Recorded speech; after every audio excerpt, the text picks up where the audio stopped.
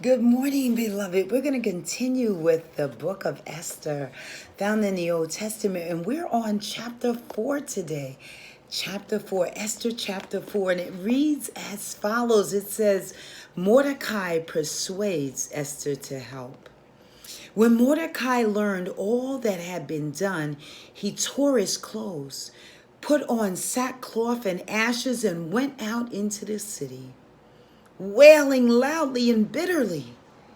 But he went only as far as the king's gate, because no one clothed in sackcloth was allowed to enter. In every province to which the edict and order of the king came, there was great mourning among the Jews, with fasting and weeping and wailing. Many lay in sackcloth and ashes. When Esther's eunuchs and female attendants came and told her about Mordecai, she was in great distress. She sent clothes for him to put on instead of his sackcloth, but he would not accept them. Then Esther summoned Hathach, one of the king's eunuchs assigned to attend her, and ordered him to find out what was troubling Mordecai and why. So Hathach went out to Mordecai in the open square of the city in front of the king's gates.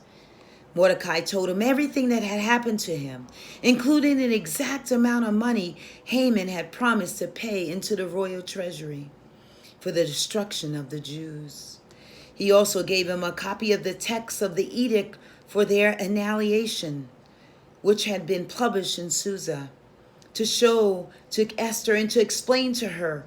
And he told him to instruct her to go into the king's presence to beg for mercy and plead with him for her people.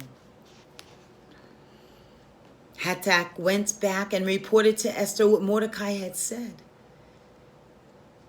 Then she instructed him to say to Mordecai, all the king's officials and the people of the royal province know that for any man or woman who approaches the king in the inner court without being summoned, the king has but one law, that they be put to death, unless the king extends the gold scepter to them and spares their lives.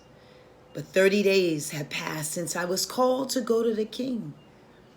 When Esther's words were reported to Mordecai, he sent back this answer: do not think that because you are in the king's house, you alone of all the Jews will escape. For if you remain silent at this time, relief and deliverance for the Jews will arise from another place, but you and your father's family will perish.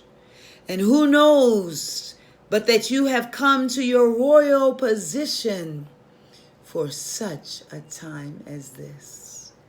Then Esther sent this reply to the Mordecai: go, gather together all the Jews who are in Susa and fast for me. Do not eat or drink for 3 days, night or day. I and my attendants will fast as you do. When this is done, I will go to the king, even though it's against